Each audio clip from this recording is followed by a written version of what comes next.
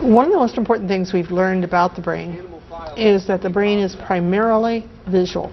And the reason for this is that the brain's main purpose is survival. And if you think about it, you need to remember what you've seen. And the brain has an absolutely amazing ability to remember what it's seen from very, very early on. We don't remember words on pages. We don't remember sounds we've heard often, but we always remember the pictures. If I say to you elephant, you see one. And if I say to you don't see a giraffe, you still see one. What we've done with thinking maps is hook the visual to a pattern so that kids have a visual representation of a pattern of thinking. You put those two together and they have patterns for thinking.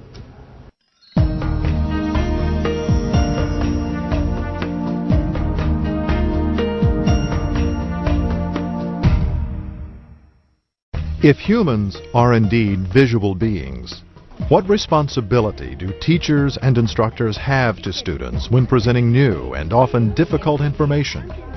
If we know that students retain information longer when teachers use visual materials in the classroom to help represent concepts, how do we assist that effect for optimal achievement? The use of graphic organizers can support teachers' learning objectives, but are undefined graphic organizers enough? What designs work best? Do they save time? When should they be used, and how should their use connect to the curriculum?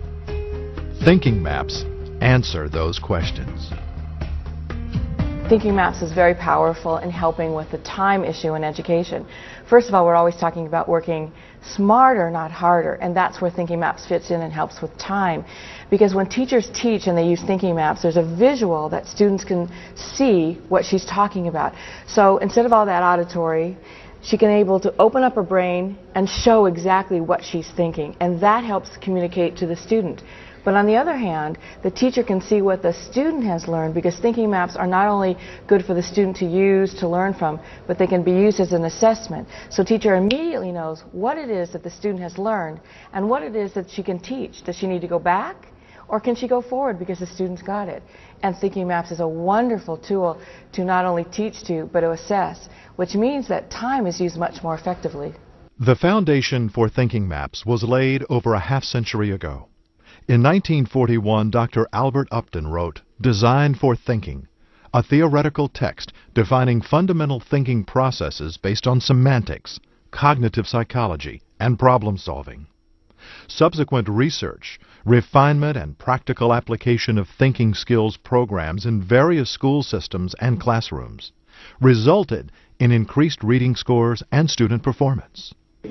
After almost a half-century of research and practice, today's 8 thinking maps were designed using Dr. Upton's model and presented in the book Expand Your Thinking, authored in 1988 by David Hirely. The development of thinking maps was an exciting process for me because I looked at my own teaching and also the research that was available then and also now, and found that really we don't have that language of visual tools that support students on a day-to-day basis. My initial work was with the processes of teaching writing and reading across grade levels. And what I found is that my students weren't able to really understand and comprehend the information or move to a piece of writing. So when I first started using different types of visual tools, I got excited because of the successes of my students. But then I realized, what if we put them together as a language, a coherent set of 8 thinking maps that then could be internalized by the students, so then they, on their own, could perform at the levels that they wanted to perform at, rather than dependent on me as a teacher all the time for scaffolding their assignments. A thinking map is a graphic tool directly linked to a specific thought process that is used by all teachers and all students in a consistent manner across all grade levels and curriculum areas. This common visual language, as defined by Dr. Hirely, has also been called a transformational, cohesive, and theoretically founded language for learning. Identifying thinking maps as a language is an expression of how the 8 visual tools work in unison, enabling learners to communicate what and how they are thinking. Here are the 5 qualities of thinking maps. They are consistent, flexible, developmental, integrative, and reflective. The symbol grounding each map has a unique but consistent form that visually reflects the cognitive skill being defined. The thinking skill and the graphic primitive for each map provide flexibility in form and to the numerous ways the map can be configured.